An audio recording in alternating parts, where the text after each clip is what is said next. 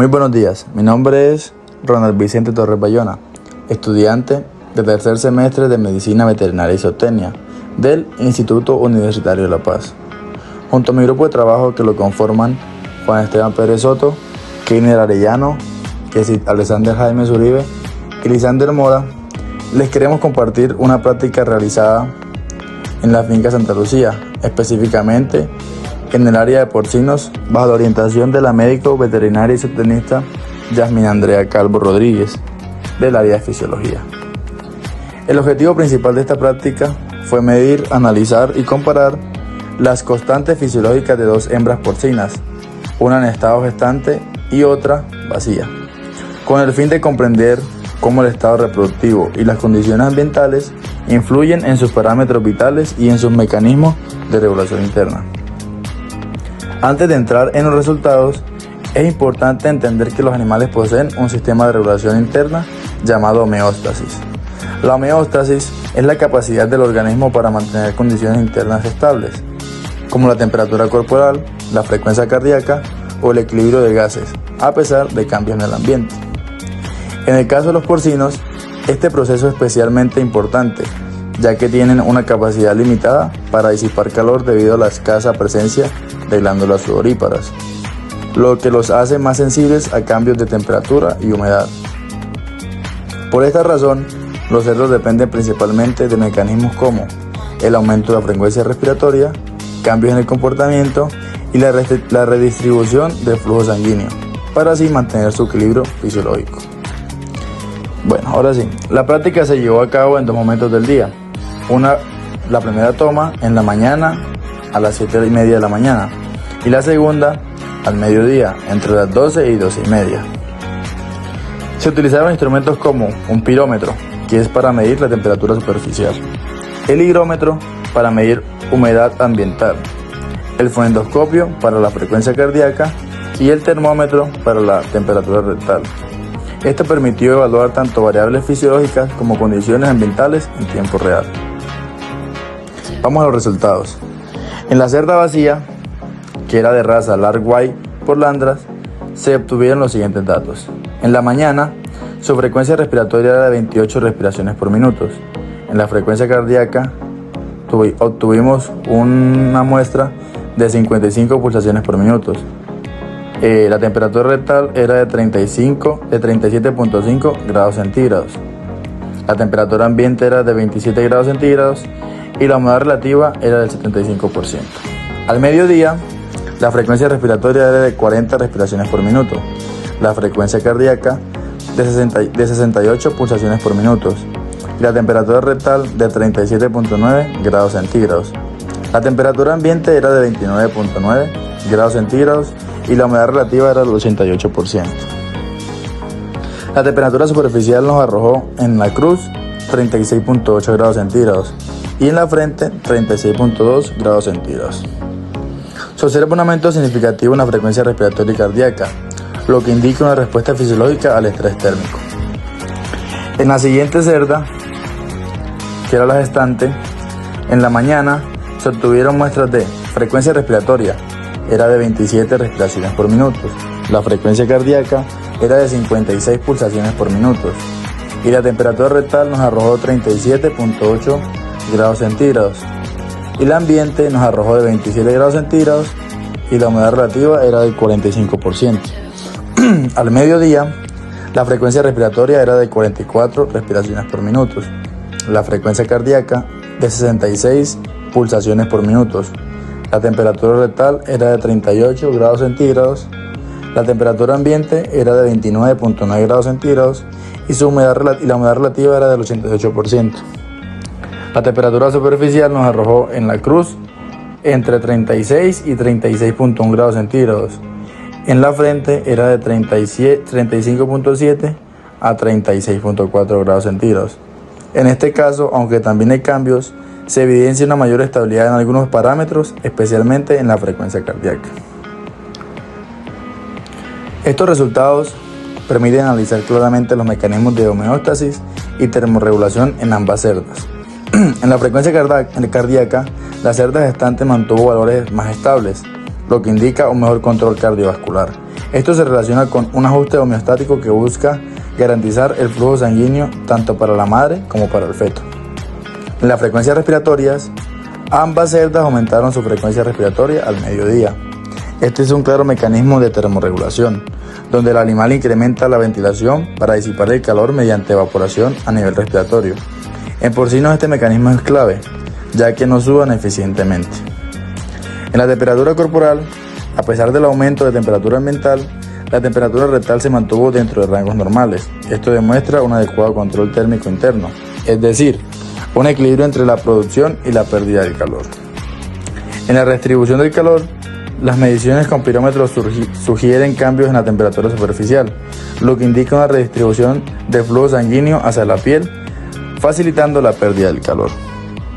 La respuesta conductual: se observó que la cerda vacía estaba más inquieta, mientras que la gestante permanecía más estable. Esto evidencia un mecanismo de homeostasis conductual, donde el comportamiento también juega un papel importante en la adaptación al ambiente.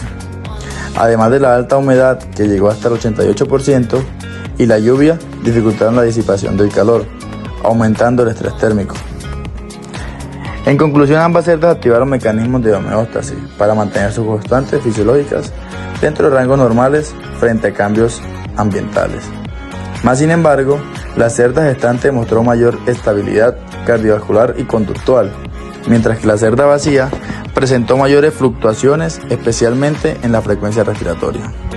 Esto demuestra que el estado reproductivo influye directamente en la respuesta fisiológica del animal. Además, se evidencia cómo factores como la temperatura y la humedad obligan a los porcinos a activar mecanismos de termorregulación, como el aumento de respiración, la redistribución del calor y cambios en el comportamiento. Finalmente, esta práctica permite comprender la importancia de las condiciones ambientales en la producción animal y el bienestar de los porcinos. Muchas gracias.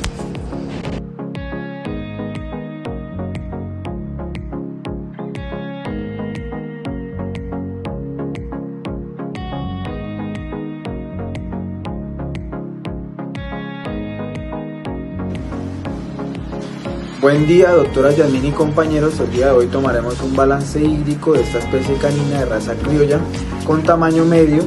Para resaltar, es importante tener en cuenta que el agua es el componente más abundante en el organismo de nuestro cuerpo y de nuestros pacientes, representando aproximadamente el 60% del peso corporal total en un canino adulto. Hoy no solo realizaremos una medición de líquidos, sino un análisis de la homeostasis hídrica. El balance hídrico es la cuantificación de los ingresos y egresos de agua que ocurren en el organismo durante un tiempo determinado.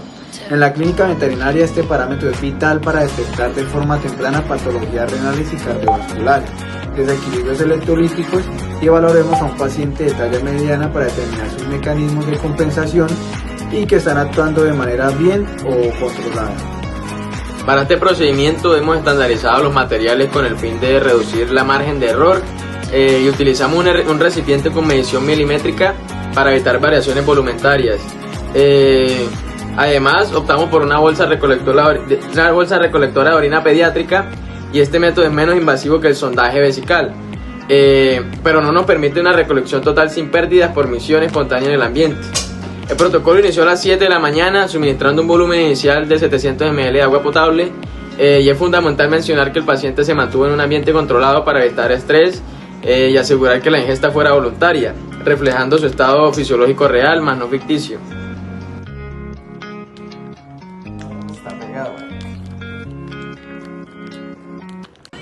Bueno, hoy les voy a dar un poco sobre el análisis de la ingesta y la regulación hipotalámica. Una vez concluido el periodo de observación de 12 horas, procedemos a realizar la fase de medición del remanente líquido.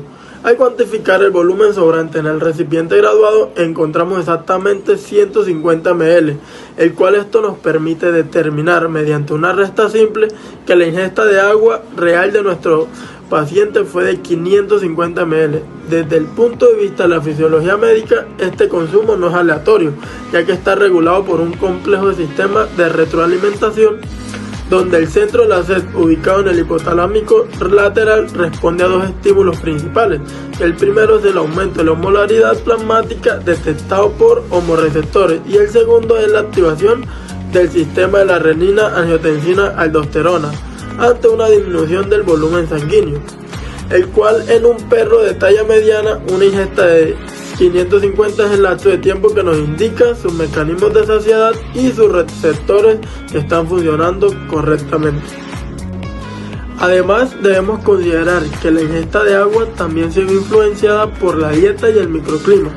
En este caso, el consumo refleja una respuesta adaptativa normal para mantener la hidratación celular y el volumen del líquido intersticial, el cual este dato de 550 ml será nuestra base fundamental para compararlo a continuación con el egreso urinario y determinar el estado hemodinámico del ejemplar.